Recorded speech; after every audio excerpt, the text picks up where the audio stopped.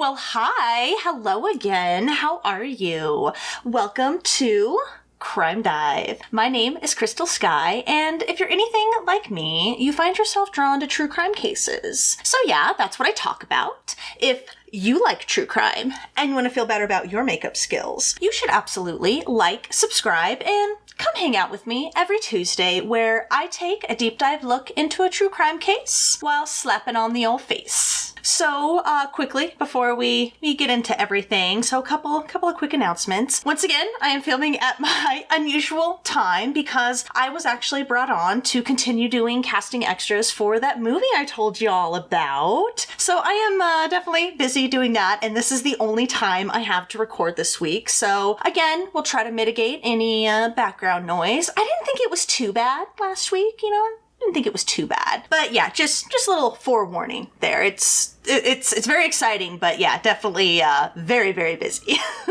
And real quick, before we talk about today's case, Future Crystal has a little exciting announcement for y'all. Take it away. Wow, thanks, Past Crystal. So yeah, I have an exciting announcement. I've talked about this before. I am an ambassador for Mendy brushes. Yeah, they've got super cute, awesome brushes. They've got like adorable designs on the handle. Like, I love these. I've got this pair too, the transparent glitter. I am an ambassador for them, and as such, I get a discount code for y'all. If you use my name, Crystal Sky, that's S-K-Y-E, you get 30% off. These brushes are already like pretty affordable. Like, look, man, I've seen how expensive makeup brushes can get. It's pretty wild, and I love that not only these are affordable, now you get like 30% off. Like, that's so awesome. I love how soft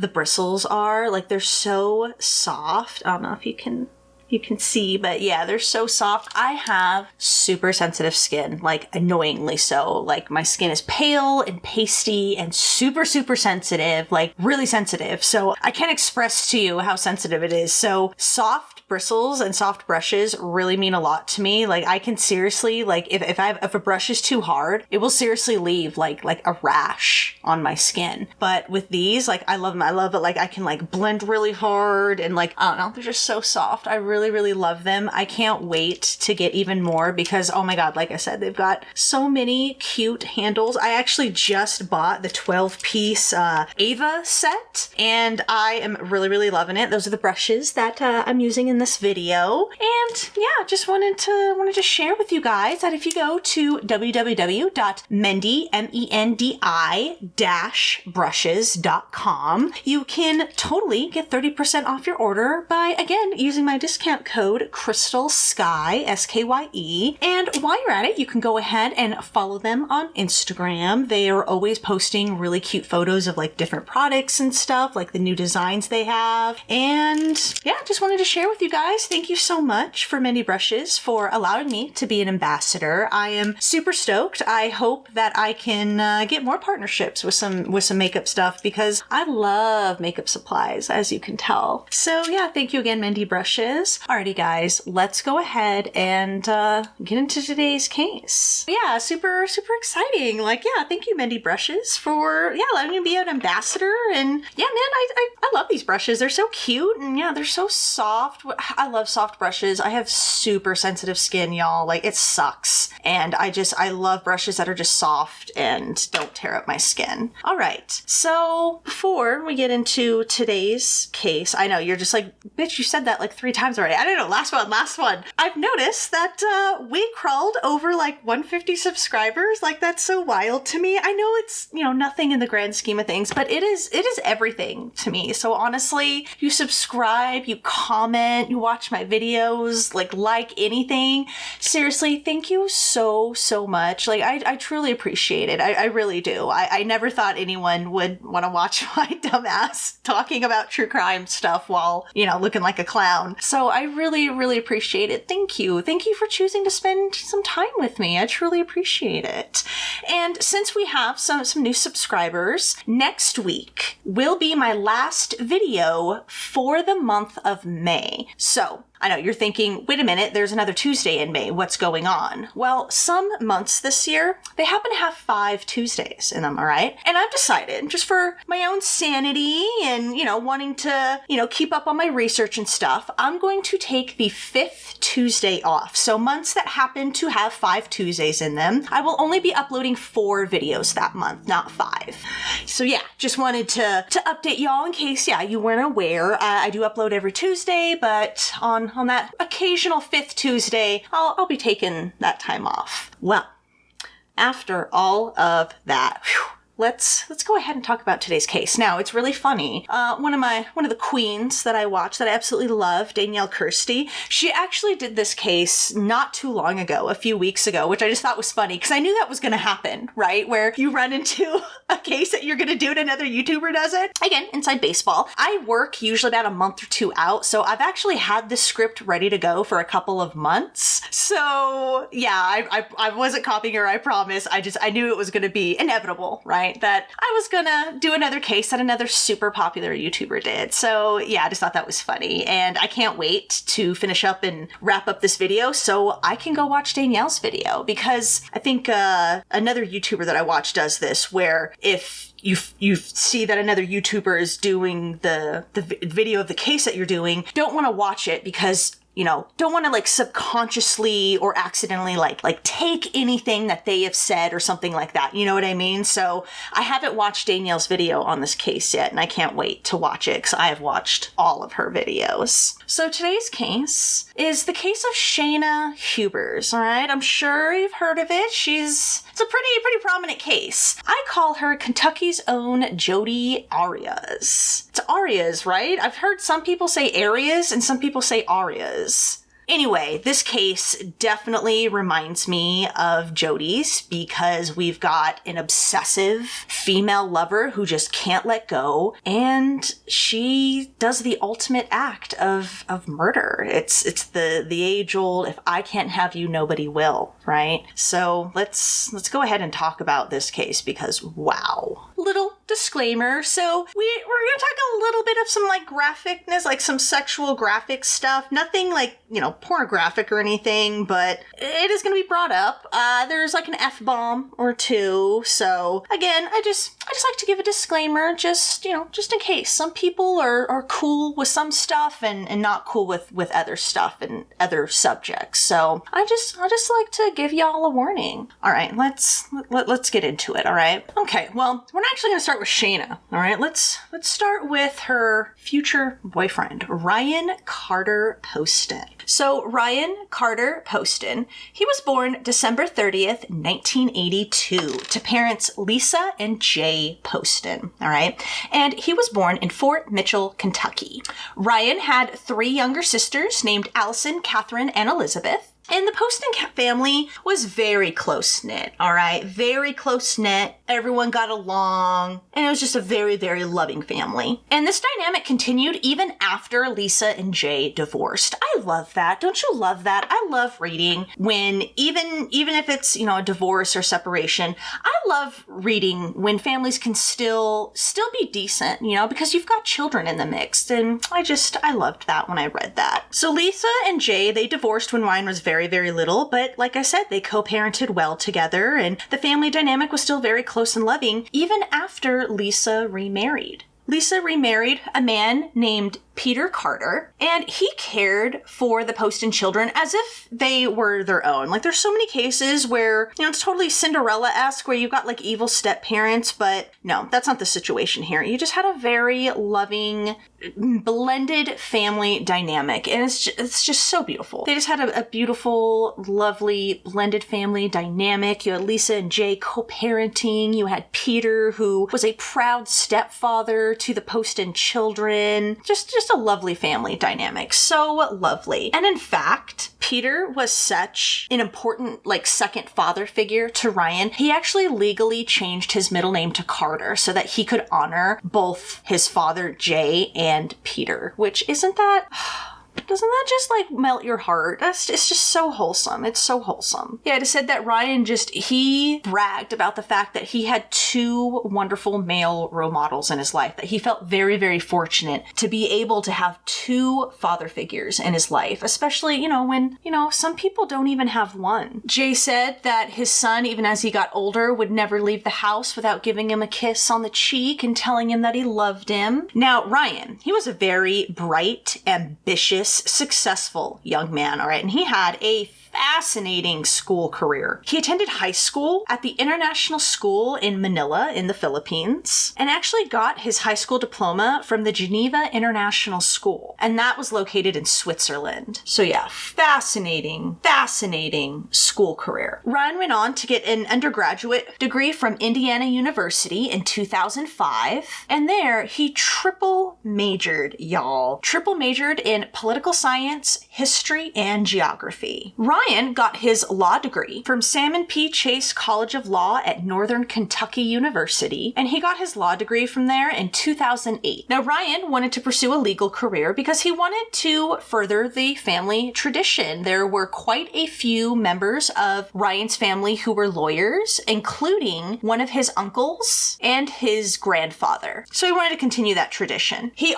Friends and family also said that he really wanted to focus on clients who didn't have a lot of financial means. That's what he really wanted to focus his law degree on, was helping people who didn't have the resources to buy a, high price hoity-toity lawyer. Ryan ended up opening up his own law practice in May of 2012. And at his practice, he focused on personal injury suits. That's what he focused on, was personal injury cases. And Ryan was just a very successful, handsome young man. He very much cared about his looks. He always needed to dress in a suit and tie. He always told friends and family it was very important to, look nice at all times. He was very much into looking, posh and nice and looking like the lawyer that he was, One of Ryan's friends, named Matt Herron, he described Ryan as, quote, the type of person you want in your life. So things are going quite well for Ryan. He has his own practice. And in the spring of 2011, Ryan's on,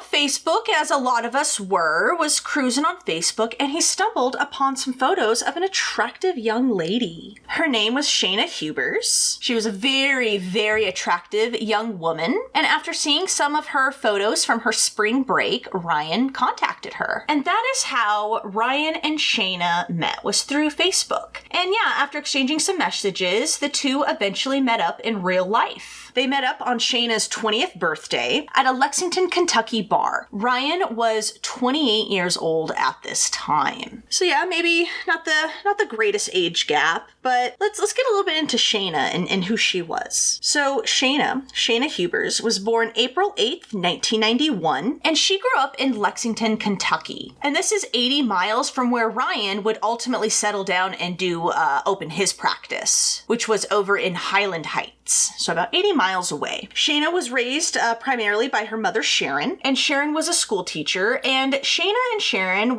they were described as having just a very, very close bond. One of those mother-daughter relationships was almost as if they were friends. They were very, very close. Her father was Robert Hubers, and I'm not sure, I didn't find a lot of information about him. I don't know if he was active in Shayna's life or if Sharon was like a single mother, not too clear. Sharon has said that her daughter has a, quote, heart of gold and a, quote, loving spirit. Now, like I said, Shayna had a very close relationship with her mother, and Shayna was also very, very bright. She was very academically gifted, and she was actually quite successful when she met Ryan at only 20 years old. She had already done quite a bit academically. Shayna was in AP classes all throughout high school, and she loved drama and music. And boy, howdy, does Shayna love drama. She earned multiple awards while in high school for her academic performance and her leadership qualities. And in 3 years, she had graduated with a bachelor's in science. And in just 3 years, she managed to earn her degree in psychology and graduated summa cum laude from the University of Kentucky. And this was in 2011. So when she meets up with Ryan, she has already gotten her bachelor's. And when she met Ryan, she was actually pursuing her master's degree. And she was pursuing it in school counseling. That's what she wanted to do. She wanted to be a school counselor. And that's what she was doing when she met up with Ryan. Oh, and she was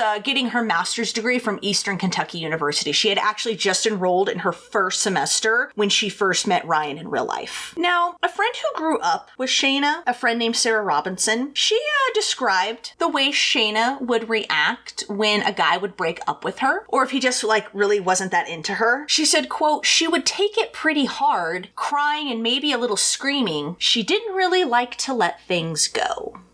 Boy, howdy, the truth of that statement. Now, Ryan and Shayna, they would end up dating in the spring of 2011, and the on-again, off-again relationship would last about 18 months. Now, a friend of Ryan's named Allie Wagner, she was not really a fan of Shayna when she first met her. She thought she was very cold and obsessive. You know, those kind of girls, and I call them girls, not women, you know, those kind of girls that, they view other women as sort of competition or the enemy. That's sort of how Shayna came off to a lot of Ryan's female friends. I can't stand broads like that. Ugh. Allie said, quote, you could just immediately tell that she was just obsessed with him. Now, all throughout their relationship, which again was on again, off again, Shayna would send hundreds of texts to Ryan. She would show up multiple times at Ryan's law offices, at his apartment. Yeah, she was that girl, all right?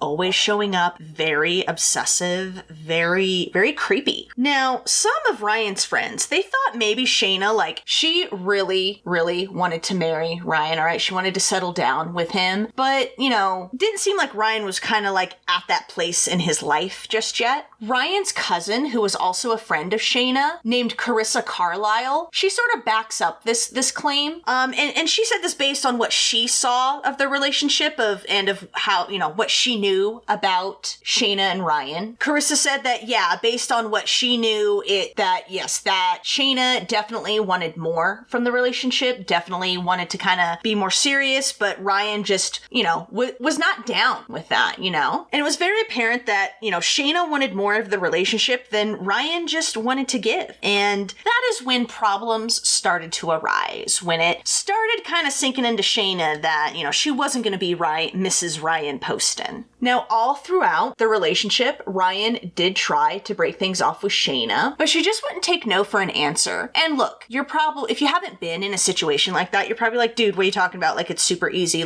Yo, we're done, But there are some people, they don't take no for an answer. And Shayna was one of those people. She just would keep coming back like a cold sore. Plus, also remember, Ryan, he didn't want to be a dick. He didn't want to be mean to her. He just didn't want to be with her anymore. And there are people like Shayna who will use that to their advantage. Shayna one time texted a friend, quote, he says he's only with me because I make him feel so awful about it when I cry. Yeah, that's what she texted a friend. Yeah, don't use tears as a weapon, maybe. Because Ryan, yeah, he was a nice guy and he didn't, want to tell her to F off, but Shayna just was not taking that message. And like I just said, there are people like Shayna that will use that fact that someone is trying to be nice, trying to be decent, and exploit that. Ryan's friends also reinforce this whole assertion, this whole dynamic, saying that Ryan just didn't know how to let Shayna go, that he just didn't want to hurt her feelings, but she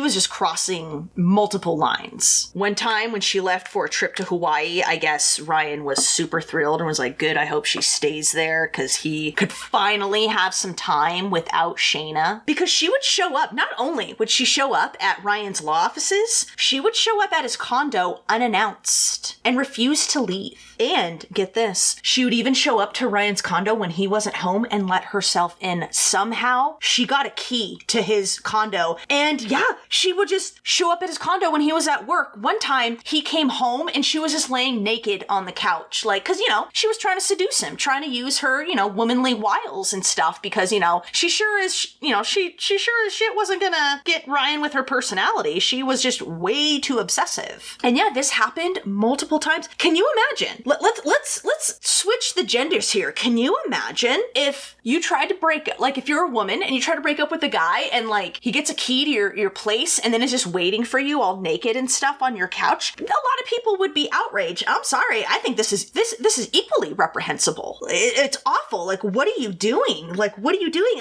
And honestly, like that's like harassment, right? It's like sexual harassment. Excuse me. I did not ask to see your naked body. I did not ask you to come into my condo. I just wild. And that is the kind of obsessive person and obsessive behavior that Shayna exhibited. Shayna would, like I said, constantly break into, or I guess not even break in since she had a key, but would just let herself into his condo, would go through his things, go through his phone, and just flat out refused to leave even after he told her. She would send upwards of like 50 to 100 texts to Ryan. She would just bombard him with texts, which I'm sorry, I've been on the receiving end of someone who doesn't want to let stuff go and bombards you with texts. It's awful. It is awful. That is harassment, dude. Not cool. For every like one message that Ryan sent Shayna, she probably sent like 50. And in fact, one day in the spring of 2012, Shayna sent Ryan 75 texts in just 1 hour. All right. This is not cool behavior, man. This is frightening behavior. And yeah, as you can guess, even though Ryan is a nice guy and he's trying not to hurt Shayna's feelings, everyone has a fuse that gets shorter and shorter. And finally, Ryan had just had enough. He texted Carissa, his cousin, remember that was friends with Shayna as well. He texted her, quote, "This is getting to be restraining order level crazy. I'm not kidding. You need to talk to her. She's shown up at my condo like 3 times and refuses to leave each time. She needs help. And I say that without exaggeration. She just really needs help." Yeah, this is what Ryan is dealing with. And again, I feel so hard for Ryan.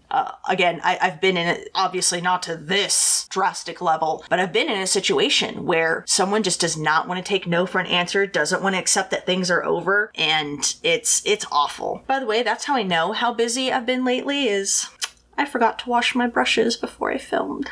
Oh well. But apparently, even if Ryan did want to actually get a restraining order against Shayna, apparently in the state of Kentucky, he wouldn't even qualify for one. Yeah, apparently, according to Kentucky state law, you have to have been living with the person or married to them in order to take out a restraining order. Yeah, I'm sorry, that sounds ridiculous. He wrote his friend Allie on Facebook, quote, "Literally probably the craziest effing person I have ever met. She almost scares me." One time in February of 2012, probably in an attempt to break things off, Ryan messaged Shayna, quote, "You can tell people you broke up with me." And part of Shayna's reply was, something like, "Oh, I love you more than you deserve," or something like that. To which he agreed. He was like, quote, "You deserve better. You really do," or something like that. So he was trying to let her down and let her down gently. Finally, though, in March, like you can start to see with all the messages and texts and stuff that he's starting to lose his patience. So in March, pleading with Shayna, Ryan texted, "Shayna, stop." In all caps, "Shayna, stop texting me." And in April, no doubt, losing his sanity, he texted in all caps, "I no longer have the patience to deal with you." Yeah, and I don't blame you, Ryan. I don't blame you. Around the same time when he's starting to lose his patience with her, like in March and April, he had texted another friend, which I think was also his cousin, and said, quote, "She came to my place on Sunday morning, and I literally had to pick her up and throw her into the hall." However, even though he was losing his patience by March and April, by that summer of 2012, Ryan and Shayna were back together. But again, by late August, they had broken back up. But remember, as we know, Shayna doesn't take no for an answer. That is not in her vocabulary. And she continued to send a barrage of texts to poor Ryan, at least 100, until finally Ryan just texted her like, "Dude, you need to stop. I'm not even reading the messages that you are sending. You just need to stop." And again, she showed up at his condo and refused to leave. Like, what do you do with people like that? What do you do? And get this, so not only did she show up uninvited and refuse to leave, it got to the point where Ryan just left his own condo for the night and stayed with his dad overnight. That's his own condo! And she chased him away from his own condo. Ryan's dad even testified how he heard Ryan's phone literally going off like every minute. Ping, ping, ping. Apparently, even Ryan's dad dad tried pleading with Shayna and was like trying to tell her, like, look, man, the more you exhibit this kind of behavior, the like less chance you have of ever getting back together with Ryan. If you want to get back together with Ryan and you want to be with him, you need to stop and you need to let him go. On October 1st, 2012, Shayna texted a friend and she texted, quote, Ryan doesn't love or care. He's an evil person. And then she continued on in another message, quote, when I go to the shooting range with Ryan tonight, I want to turn around, shoot and kill him and play like it's an accident. Now, Ken Hawley, who was Ryan's mentor and chess rival and also had offices in the same building as Ryan, him and his legal assistant, Lori Zimmerman, they also testified to witnessing and knowing firsthand some of Shayna's just outrageous obsessive behavior. Because remember, she also showed up at his offices. Lori said that if Shayna couldn't get a hold of Ryan at his condo or at his phone, from his phone, she would just show up at his legal offices and refuse to leave and just like wait in the lobby. She would constantly hound his receptionist wanting to, be in touch with him and was just stalking him at his job. Now, both Lori and Ken said that they saw the physical and mental toll that Shayna's obsessive behavior was having on poor Ryan. Like, they saw it. Ken says that Shayna would just wear Ryan down. She was just one of those people that just wore people down until she got what she wanted. And that's what Ryan would do. She would just wear him down until he just agreed to do whatever she wanted. Lori also testified how Ryan was not happy about dating Shayna again and was actively trying to find ways to break up with her and break up with her for good. Now, Ryan's neighbor, right? He had a neighbor because he lived in, his like condo complex or whatever. And he had a neighbor named Nikki Carnes. And she was witness to the tumultuous relationship that Shayna and Ryan had. She said she was woken up many nights by their fighting. She heard them arguing and screaming at each other multiple times. But she also has a different perspective on the relationship. She thinks Ryan was, quote, playing mind games with Shayna.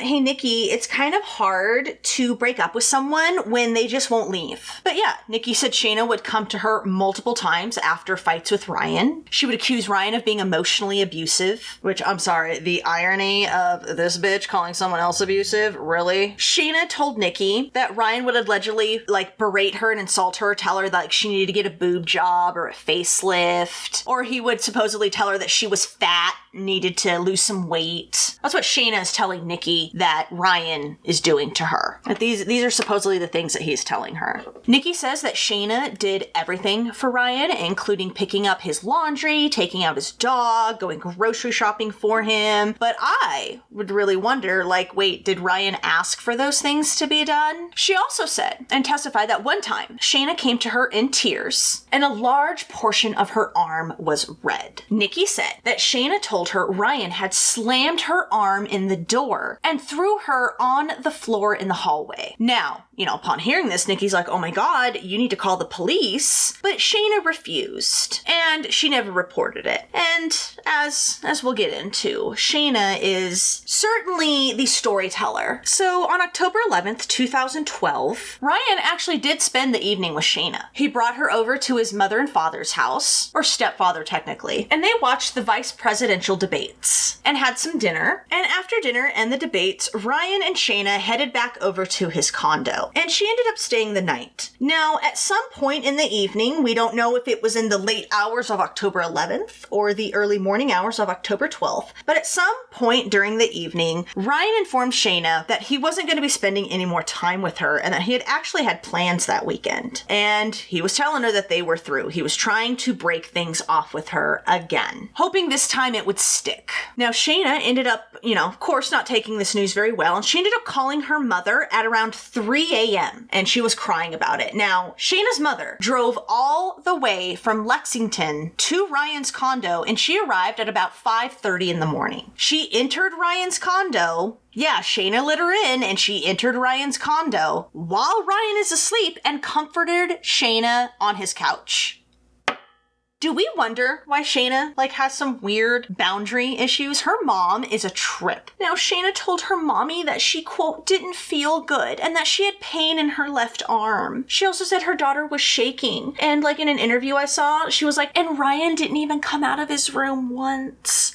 what are you even doing there? Why don't you take your psychotic daughter home? I feel like I just insulted psychotic people. That's totally not what I meant. It's just that, like, clearly Shayna is unstable, and it's like, what are you doing? Like, she's his ex. So how about GTFO, take her home and comfort her there? But no, Sharon and Shayna just stay on Ryan's couch with, mommy taking care of little princess. So yeah, even though she supposedly doesn't feel good, her mom wants her to go to the hospital, but Shayna refuses. And later that day, obviously Shayna was feeling better because Sharon and Shayna ended up going shopping. They went to a Dillard's department store, and while they're at this Dillard's, a store employee overhears Shayna, all right? She's just discussing some things. This employee, her name was Tara. I'm not quite sure how to pronounce her last name, but we'll just call her Tara, all right? So Tara's working at Dillard's, and she overhears Shayna, talking. She was saying how she wanted to kill Ryan because he was seeing another woman. And at the same time as Shayna's out with her mom, right? So she's out shopping with her mom, talking about how, her boyfriend's cheating on her or whatever, and how she wants to kill him. At the same time, while she's doing that, she's texting Ryan. She texted him that she was, quote, being placed on medicine that will help my blood pressure. And she was telling him how she was thankful that her mom came down and took her to the hospital, which, of course, as we know, is not true. She's not at the hospital. She's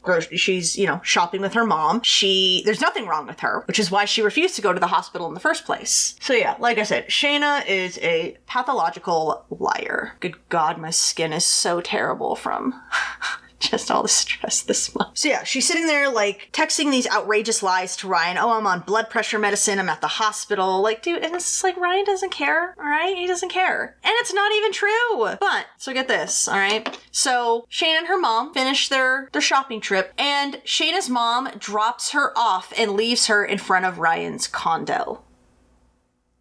What are you doing? What are you doing? Now, Ryan, of course, had been ignoring all of Shayna's texts, and his mind was actually preoccupied with happy things, all right? He had a hot date that weekend. Plus, he'd already told Shayna that they were through, so yeah, he didn't care what was going on with her. And yeah, he was trying to focus on life post Shayna, trying to focus on happy things, and that included his hot date that he had gotten. He had gotten a date with Miss Ohio 2012, Audrey Bolt, and he had also met her through Facebook. Now, Ryan told Lori, remember Lori Zimmerman, the legal assistant who works in Ryan's building? Ryan was telling Lori about, like, his hot date with Miss Ohio, and he was, like, really looking forward to it. He was super jazzed and just couldn't wait for their date that night. And remember, yeah, we are now in October 12th. Now, Lori, though, of course, she was happy for Ryan, but of course, she couldn't help but think of Shayna, and she was like, oh my God, like, how is Shayna gonna react? Aren't you worried? Like, you need to get new locks. She has keys to your condo. Like, you need to take this seriously. She's like, you need to call the police. You need to do something, Ryan. Like, please change your locks for the love of God. But Ryan just, brushed off Lori's fears, saying, quote, I got this. Don't you worry about me. And that was actually the last conversation that Lori would have with Ryan. And so he left work, and that Friday, October 12th, he was looking forward to his date with Audrey. Now that evening, Ryan and Audrey were supposed to meet up at a bar, but he never showed. Shayna Hubers showed up at Ryan's condo first. So after some kind of altercation, Shayna shoots Ryan 6 times with his own gun too. Now Shayna, after she has shot Ryan, she didn't call 911. She called her mommy, who told her to call 911. It was about 10 or 15 minutes until Shayna called 911. Shoots him 6 times, calls mommy, and then calls 911. About 10 to 15 minutes elapsed. Now Shayna calls 911, and she tells them the first of many versions of her story of what happened that night. There's many different versions. Now, on the 911 call, so version number 1, Shayna is heard saying, quote, he beat me and tried to carry me out of the house. And I came back in to get my things. And he was right in front of me. And he reached down and grabbed the gun. And I grabbed it out of his hand and pulled the trigger. Now, the 911 operator told Shayna to go outside with her hands up and turn herself into police, who were already on their way. Now, Shayna did as she was told, and Lieutenant Dave Fornash was the first to arrive on scene, him and his partner. And after placing Shayna under arrest, Lieutenant Fornash entered Ryan's home and he found Ryan dead beside his dining room table on the floor. Now, as soon as Shayna was placed in police custody, all right, her behavior interrogation can only be described as bizarre, all right? And that's putting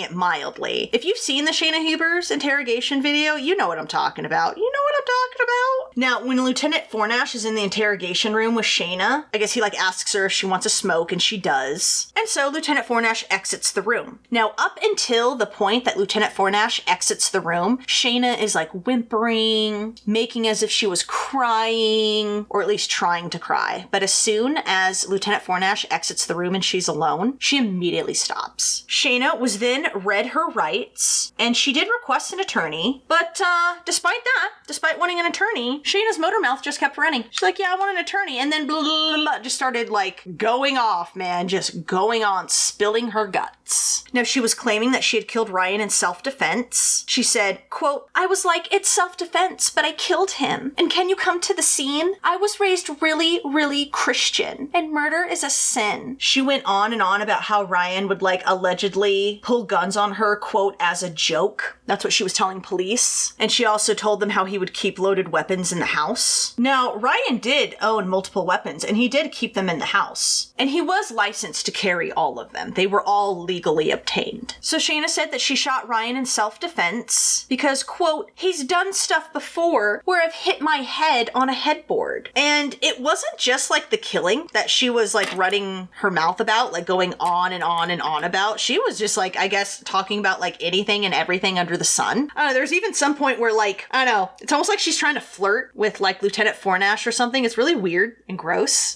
She was asking oh, you have really pretty teeth. Did you get some orthodontic work done? And I don't know, man, it just, to me, it came off like she was trying to be all cutes and stuff. That's how it came off to me. And in fact, Shayna was talking so fast and talking about so much that officers, they couldn't even stay in the room with her. They all had to take shifts. She just kept babbling on and on. Again, not just about her self-defense claim, but asking just random questions oh, are you allowed to shower in jail? Or do they make you get dirty? And yeah, dude, even officers were dude, I need a break. I can't deal with this bitch. She's just going on and on. And so yeah, there were officers who actually did shifts sitting in with Shayna. And Shayna ended up rambling on to officers for 3 hours. And yeah, in all that time, on top of rambling and about anything and everything under the sun, she was also trying to lay down her self-defense claim. She claimed Ryan had physically thrown her across the room and had also thrown her into the couch and into the bookshelf. So she was saying there was a physical altercation with Ryan and that he was physically assaulting her. But Shayna's story kept changing, which is usually not a good sign, right? So remember, Shayna first told the 911 operator that she had grabbed the gun out of Ryan's hands and then had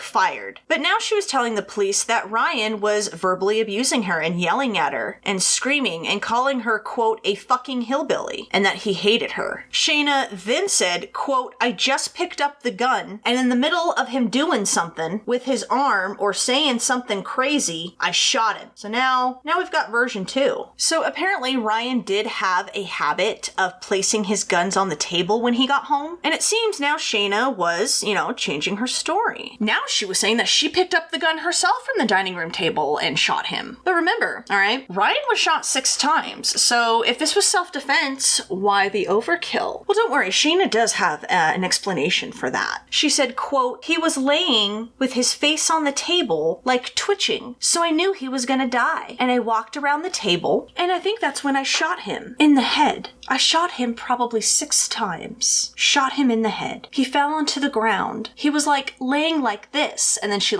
demonstrates how he was laying. His glasses were still on. He was twitching some more. I shot him a couple more times just to make sure he was dead because I didn't want to watch him die. Yeah, so she's saying the reason that she did so much overkill was because, she knew he was dead anyway and she didn't want to watch him suffer and he was dying anyway, so, might as well finish the job. Shayna continued more, saying, quote, I knew he was gonna die or have a completely deformed face. He's very vain and wants to get a nose job. Just that kind of person. And I shot him right here I gave him his nose job he wanted. That's what she said. Now, Shayna's interrogation video, dude, it gets so much stranger than that. Like, in the moments that she's by herself, there's like times where she's like dancing and pirouetting. She's like going around saying like, I did it, yup. Like, yeah, this is when she's by herself in the interrogation video. By the way, do people not realize that you are under surveillance in an interrogation room? Do people not realize that? She started singing a rendition of Amazing Grace and, yeah, was just acting very, very bizarre. Very bizarre. Now, police did place Shayna under arrest for Ryan's murder, but remember, Shayna already has her defense ready to go. Not only was she arguing that she shot Ryan in self-defense, but that Ryan was violent and had a very angry, violent temper, and that he also verbally and physically abused her. Now, Shayna's defense attorney, John Paul Ryan, he tried to paint Ryan, of course, in a violent light, right? Because that's going to be their defense. So, of course, they're going to try to paint Ryan as, like, this violent domestic abuser. They showed, like, some Facebook messages that he had sent some friends. This was regarding a lawsuit that he was facing with a, like, former law partner. They were involved in some sort of lawsuit. I also read another thing that said the lawsuit was actually from Ryan's former employer, a law firm, and that the lawsuit was like over clients that Ryan had supposedly like poached from them or something. And obviously, yeah, this is when he went to go start his own firm. So I don't know who the lawsuit was with, like whether it was like a former employer or a former law partner, but he did have a lawsuit going on. And the defense was showing messages that he had sent friends on Facebook when he was dealing with this. They showed a message in August of 2012 that Ryan had wrote a friend expressing like kind of his turmoil going on at that time. He said that he wanted to, quote, rig explosives to everything I see. And other messages that said, quote, there's nothing I want more than to just scorch the fucking earth and leave this entire city in a pile of burnt rubble. And these are messages that, you know, the defense was trying to prove that, like, oh, look, see, he had a very violent temper. He's talking about, like, explosives and wanting to burn the city down. But the prosecution, which was led by Michelle Snodgrass, they argued that, like, hey, man, these messages, like, first of all, they're not even directed towards Shayna, all right, but to his former, like, law partner or whoever he had the lawsuit with. And, you know, the prosecution was also trying to reason that, you know, this was just venting. This was normal venting that people do to their friends, especially during an emotionally turbulent time. You know, I know sometimes I'll say things that are pretty wild and out there when you're very upset, you know what I mean? Because you're just like, oh, I just want to blow everything up or something, you know? But it's not, it's just venting, you know? It's just like venting your emotions and your frustrations. And that's how the prosecution, that's how they countered those messages from the defense. The prosecution pointed to pictures of Shayna taken the night of the murder. And, you know, though she has like some super, super light bruising, they argue that she has like no injuries that back up this claim that like Ryan, you know, threw her around and was like physically assaulting her. They're like her injuries just don't match up with that. And they even had officers, including Lieutenant Fornash, who testified that, you know, Ryan's living room and kitchen, like it all seemed in pretty good order. And if you see pictures of the crime scene, like he had a bunch of stuff on the table that he was ultimately killed at, and it all looks in perfect order. The bookshelf that he supposedly threw Shayna into, everything's in perfect order. Things are standing up, knickknacks are where they're at, you know, supposed to be. Based on the pictures I saw, it didn't look like any type of fight or struggle had occurred there at all. And that's also what Lieutenant Fornash and the other cops who were on scene testified to as well. Now, the defense, they also tried to point to the fact that, you know, Ryan had multiple loaded weapons in the home, and, you know, this was the reason why Shayna felt threatened by him. Sharon, you know, Shayna's mother, even took the stand and talked about how she always felt uncomfortable at Ryan's house because of all the loaded weapons. Shayna tried to claim that Ryan would shoot off his weapons all the time, willy-nilly, in his condo, and they tried to point to, like, I don't know, I guess there was like a book found that had like a bullet hole in it or something, and so the defense was trying to point like, oh, see, he played target practice on books in his condo. But Ryan's friends say like that's simply just not true. He was a very responsible and conscious gun owner. He would never, ever, ever fire a loaded weapon inside of his own home. And that is what the prosecution and the defense were arguing. Now, Shayna, she sat in jail until June 10th, 2014. And this is when she actually had a bail hearing. Her trial was still not up yet, but she had a bail hearing. Now, when she had initially been arrested in October of 2012, her bond had been revoked. Like, so she wasn't even allowed to post bond because a judge said that he genuinely feared for the community's safety. And he also added on top of the fact that Shayna had no local ties ties to the community, so he also didn't have any guarantees that she wouldn't take off. Because, she's from Lexington. And the judge had ruled that Shayna would sit in jail until her trial. And by this time, Shayna had a new defense attorney, David Mejia, and he had been successful in getting her a bail hearing in June of 2014. Now, he was trying to get Shayna released under her mother's custody. And of course, the prosecution, led by Snodgrass, was trying to prevent that. Snodgrass tried to argue that Shayna was a flight risk, and this was based on statements that she had made. She had made them, I guess, to police and other inmates or whatever, of how she just wanted to run away. The prosecution also pointed to the inconsistency in Shayna's story, and the prosecution did actually show a part of the interrogation tape at this hearing. They specifically used the part in the interrogation tape where Shayna admits that she used Ryan's handgun, and she said, quote, "The gun was this big. I picked it up off the table. I did have to release the safety. I did." And the prosecution, they were trying to argue that because Shayna said that, because she had to lift up the gun and flick off the safety, that this showed premeditation, because this required like a minute to turn on, because the gun used was a Sig Sauer P238 380 caliber gun, specifically a handgun. Sorry, I'm not like a gun person, so I don't know if I just butchered that whole name, but yeah, they were saying because of this gun and how it is, and because you have to really flick the safety off, they were trying to argue nah, dude, this shows premeditation, because she actively had to switch that safety off, so she knew what she was gonna do. They also point to the fact that there's a trace of Ryan's blood on the gun, and this showed that one or more of the shots fired had been so close to Ryan's body when the trigger was pulled that the bullet actually caused blood to splatter back onto the weapon. Yeah, when it had penetrated the skin, it had caused blood to splash back on the gun. That's how close she was with the weapon. Because they were trying to argue that Shayna moved after the first shot, all right? After that first shot, she moved closer to Ryan with the weapon, and that's why there's some of Ryan's blood splashed back on the gun. Because they were saying after that first shot, Ryan was not on his feet, and Shayna even demonstrated that in the interrogation video. He was like this on the table. I don't know if you can see that, but laying on the table face down. And yeah, the prosecution was like, yeah, he was not on his feet. He was no longer, after that first shot, he was no longer a threat. And of course, Shayna in her defense, tried to argue away this piece of evidence. They tried to claim that Ryan was moving toward Shayna as she fired and continued moving toward her. And that's why there's Ryan's blood on the weapon. That's why it was discharged so close. It wasn't that Shayna was going closer to Ryan.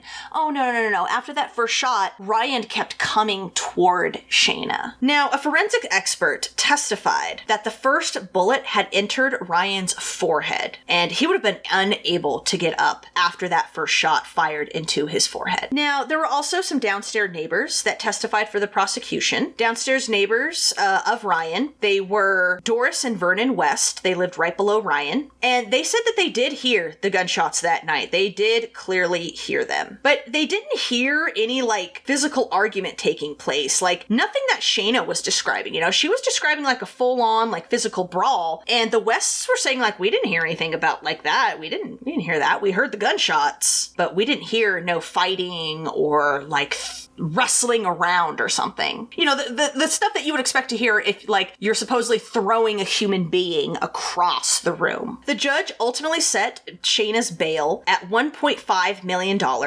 but this was too much for Sharon to afford, so Shayna went back to jail, and she awaited her trial, which would take place in April of 2015. She would wait in jail until her trial. Now, the trial started April 13th, again, 2015, and prosecutors, were asserting what, they'd been talking about since the beginning, that Shayna murdered Ryan that night, and it wasn't in self-defense. It was premeditated murder. And in addition to all the other evidence that we have talked about thus far, they also revealed that at one point during the night, Ryan, all right, in an attempt to get away from Shayna, had locked himself in his bedroom. Now, Snodgrass pointed to the fact that, at this moment here, she could have just left. She could have just left, but she didn't. And you know what she did? The prosecution brought up a Google search that Shayna had done done on her phone. And what did she search for? She searched for, quote, how to unlock a house door with a bobby pin. And prosecutors assert that Shayna broke into the bedroom after Googling that, and the argument continued. And she continued to go after Ryan. And of course, the argument spilled from the bedroom into the living room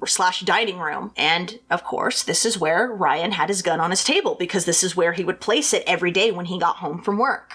And Shayna and the defense, they were also asserting that, what they had since the beginning, that Shayna had shot Ryan in self-defense, and that he was still a threat to her even after that first shot was fired. But forensics experts testified that due to the lack of blood on Ryan's shirt and the blood pattern and the trajectory of the bullets, Ryan was not standing up after the first 2 shots were fired because Shayna had gotten him in the head. And after those shots, he had slumped over onto the table. And he had also been laying down and fell off the chair that he was sitting in as Shayna continued to shoot him. The defense was maintaining not only did Shayna kill Ryan in self-defense, but that Ryan had a violent, angry temper. They brought up more messages that he had sent to friends, again, when he was going through the lawsuit. These messages said things like, quote, I want this piece of S destroyed. Bury him neck deep at low tide. Throw darts at his head. And they also brought up the fact that Ryan was on Adderall and Xanax, to help combat the stress he was experiencing. I'm sure not just with his job as a lawyer and with the lawsuit, but probably dealing with Shayna as well. I guess they showed a message that Ryan had sent a friend. He was talking about the meds that they had him on. And it said, quote, the stuff they put me on fills me with rage with what I can tell. And Ryan's friends like Allie testified that, though he was stressed and he was on prescription drugs and he was, dealing with a lot, he was still essentially like the same guy. Like he hadn't changed, They never saw this hostile, violent temper that Shayna claimed that Ryan had. They're like, nah, dude, he was stressed as anybody would be, but he wasn't violent, and I don't know what you're talking about. Even after he got on the Xanax and the Adderall, he was still the same Ryan. Stressed, but still the same Ryan. And the prosecution pointed to, in the days leading up to Ryan's murder, he had actually settled the lawsuit. So, things were actually looking up. He wasn't nearly as stressed in the days leading to his murder. Ryan's uncle, Jim Poston, he said that he talked to his nephew at 6 p.m. the night he was murdered. And that Ryan was happy, upbeat, was just super excited that the lawsuit was over, was looking forward to his date with Miss Ohio, and that he was actually in a very good place. And on April 23rd, 2015, the jury took only 5 hours to render a verdict, and they found Shayna guilty. And at the sentencing hearing, the defense was, of course, trying to get the minimum for Shayna, for their client, maintaining that, Shayna was abused by Ryan and it was self-defense. They brought in some of Shayna's friends and, trying to testify on her behalf. They brought in a friend named Christina Keeling, and she testified how Shayna told her that she was bleeding and hurting from a sexual encounter with Ryan. Yeah. Now they were saying not only was Ryan a physical abuser, they were saying he was a sexual abuser as well. The defense even tried to bring in a psychiatrist to testify that Shayna suffered from low self-esteem, had difficulty coping with rejection, and had partaken in sadomasochistic acts with Ryan, and that she felt they went too far and she was never comfortable with these acts. However, text messages tell a different story. Excuse me, dummy, do you not think the prosecution doesn't have access to all your messages? I don't get people like this. Do you not think that they have access to all your messages? Oh, sweet cheeks, you think because you delete a message or a text that it ain't there? Oh, it's there. And yeah, these texts, of course, tell a very different story. The prosecution showed texts that Shayna had sent Ryan that said, quote, I have all these cute corsets and stuff I've never worn. Wouldn't that be kind of hot? And we could role play. And Ryan's response to this, quote, I really don't think I'd be into it. Then took the stand, to argue for herself, for her sentencing, and argued, of course, that she should receive a lighter sentence. She said, quote, I'm sorry to my family, and I'm sorry to my friends for letting them down, and I'm sorry for the money that my parents had to spend on attorneys. She never once said sorry to Ryan's family, never once apologized for what she did, never once expressing, sorrow or remorse for what she did, never once even apologizing to Ryan's family or even talking about what she did. It was all about her. It took the jury only an hour to decide Shayna's sentence. And they decided on 40 years imprisonment.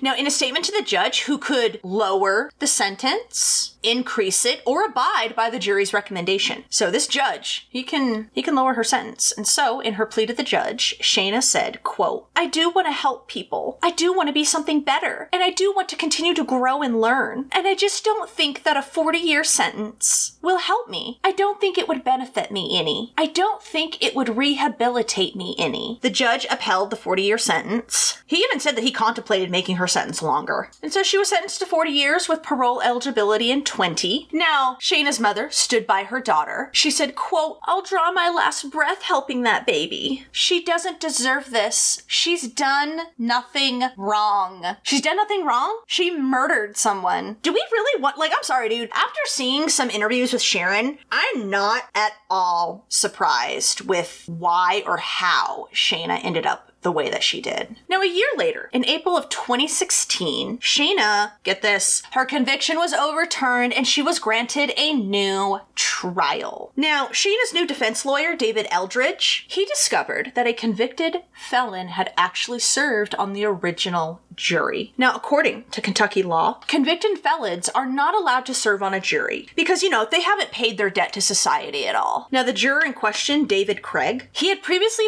pled guilty. You want to know what felony he pled guilty to? Being behind on child support payments. Yeah. And this was back in 1992, BT dubs. Yeah. And David said that he was unaware that it was even a felony. And because of this silly technicality, Shayna Hubers was granted a new trial. I can't imagine poor Ryan's family. Can you imagine having to go through that again? And her new trial took place in August of 2018. Shayna was 27 years old at that time and had actually married a transgendered woman that she had met behind bars named Unique Taylor. And Unique was a convicted drug trafficker, and the two had met when they were both locked up at the Campbell County Jail. They were wed in a brief jailhouse ceremony in June of 2018. Now, the new defense at Shayna's trial wasn't really all that new. They were focusing on the narrative that Ryan was abusive and aggressive, and they were going more for a defense of extreme emotional disturbance. Because in Kentucky, that defense can downgrade a murder charge down to the lesser charge of manslaughter. So they weren't really focusing on the self-defense aspect the same way that her first trial did. Her new defensive strategy was more to play up oh, she's a battered woman, she was abused, going for that kind of line of defense. Eldridge claimed Ryan would constantly belittle Shayna because of her inability to orgasm when they had sex. Eldridge called Shayna to testify in her own defense. And part of her testimony, Shayna described the rough sex that Ryan would force her to have, describing how she would bleed, how he would, quote, demean her. She also testified that Ryan wanted her to achieve orgasm, and it was very frustrating for him. So, he bought all these toys and suggested all these things that she do to help improve her chances of orgasm, including getting a G-shot. Now, what is a G-shot? I had to look this up. So a G-shot is G-spot amplification, GSA. And this injection, it's very similar to ones that you get for lip fillers or collagen or something like Botox and stuff. So it's like that kind of injection. And it actually increases the size and thickness of your G-spot. And so it's a shot that you get and, you're the JJ, and yeah, it's supposed to thicken up your G-spot and help you achieve orgasm. And Shayna claims that Ryan wanted her to get one of these shots. Now, prosecutors actually showed text messages that showed that it was Shayna who had a problem with her inability to orgasm, not Ryan. These messages showed Ryan being very supportive, hey man, it's cool, it's okay. So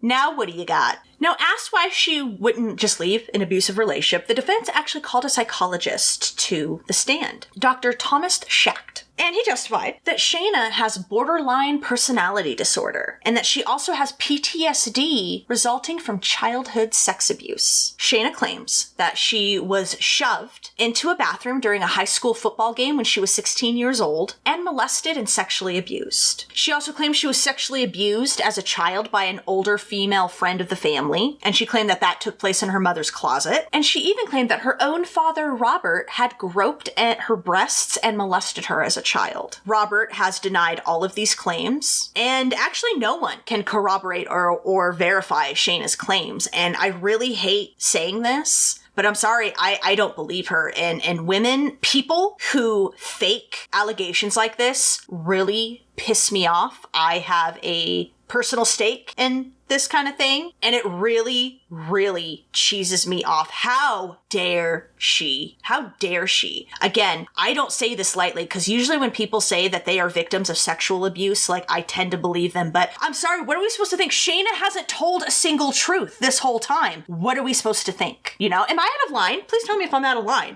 She has proven that she's a pathological liar, and that she will say whatever she wants that will get her the result that she wants. You know, she's manipulative, and she's just a liar. And again, Shayna is changing her story yet again. And now she testified that Ryan had physically picked her up, quote, and threw me from the doorway of his bedroom into the other room. And he screamed at me, "You're a fucked up person, and you're fucked up because you were touched as a little girl." She also said that once the fight had moved into the dining room, it was she who was on the floor, and she was crying. Ryan wasn't on the floor. Ryan was pushing down on her chest and standing over her. And she said that as he was standing over her, he reached across the table, grabbed the gun, and told her that he could kill her if he wanted and get away with it. She then said that he walked back around the table while verbally abusing her and saying mean things to her. He reached across the table again and, according to Shayna, quote, "And I don't know if he was reaching for the gun or reaching for me, but I am still sitting on the floor at this point in time. And I got up off the floor and I grabbed the gun and I shot him." Now, to counter the defense's claims, prosecutors, they called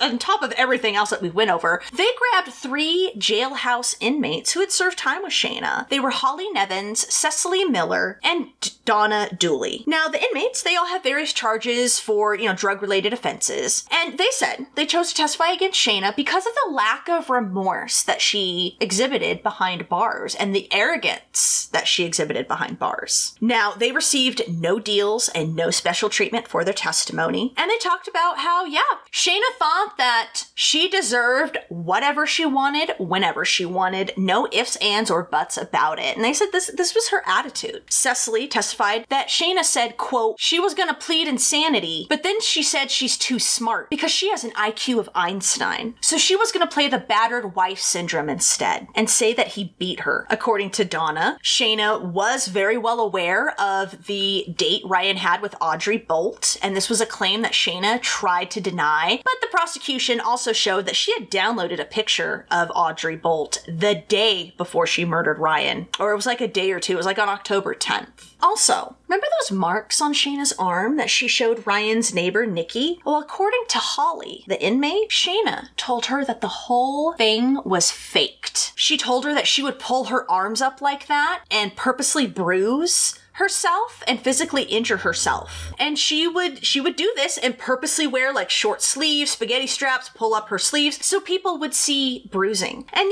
she told the inmate that she did this on purpose and that she inflicted those bruises and those injuries herself. Now, Eldridge had tried to get Shayna's interrogation video blocked. I don't blame you. That is damning. And he tried to argue that, of course, her rights were violated because she asked for an attorney, but a judge, denied it and was like, dude, she went blabbing off at the mouth afterwards. What do you mean? Nah, this is valid. And once again, the jury took only 5 hours to render a verdict. And once again, Shayna Hubers was found guilty of murder. Now, at the sentencing hearing the next day, Ryan's family once again had to take the stand to argue for a very harsh sentence. Oh, this is so sad. If you've seen the video of this is so heartbreaking. So Katie, which was one of Ryan's sisters, she brought a teddy bear to the stand. And this teddy bear had been made by, I think her stepfather's sister. And it was a teddy bear made out of Ryan's shirt. And when you push the little paw on the teddy bear, it's Ryan's voicemail that he left at his law offices. And she took the stand and argued like, this is all we have left. This is all we have left of my brother. And it's just, it's so heartbreaking. It makes me like tear up just thinking about it. It's so heartbreaking. Now Sharon, oh my God, y'all, Sharon, Shayna's mother, she also took the stand. Now look, man, I get it, all right? That's your kid. And so you're gonna try to argue for like the lighter sentence, but dude, wait till I tell you what she said in court. So Sharon, all right, she's trying to get her daughter sentenced to a lighter prison sentence. So I'm reminding you of that when she says this. So she's on the stand and Sharon says, quote, my child's life has also been taken. Her family also grieves. I'm not lessening or taking away from or trying to say that I don't understand grief of this family because I do. No, Don't you dare compare what you're going through to what Ryan's family is going through. Don't do it. Don't. I'm sorry, if I was sitting on that jury, that would look so bad to me. I'd be like, oh no, that's gross. That's gross. Thankfully, Sharon's plea fell on deaf ears, and this is kind of sweet. So y'all want to know what her sentence was? Okay. So the first trial, she got 40 years, parole eligibility, and 20, right? You want to know what the jury came back with this time? Life. Life.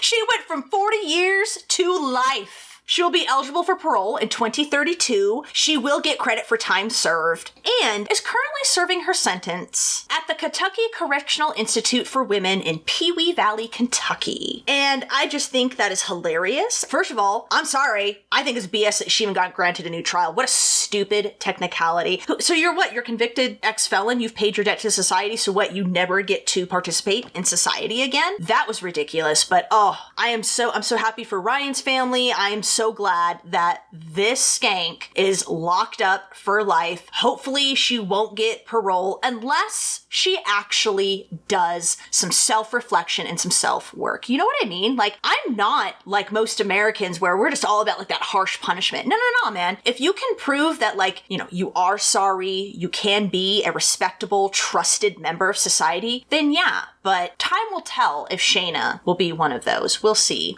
In January of 2019, Shayna actually did file for divorce from Unique Taylor, stating that the marriage was, quote, irretrievably broken. And in the divorce filing, it said that Unique was actually a tattoo artist in Arizona now. And yeah, y'all, that was the case of Shayna Hubers, Kentucky's own Jodie Arias. I swear, there was a lot of similarities between Shayna and Jodi, don't you think? And I'm sorry, man, I don't get chicks like this. I don't get people like this, but like, these are both of them, Shayna and Jodi. They're beautiful chicks with so much ahead of them. And it's like, because you couldn't let go of a relationship, dude, plenty of fish in the sea. Anything is better than murder.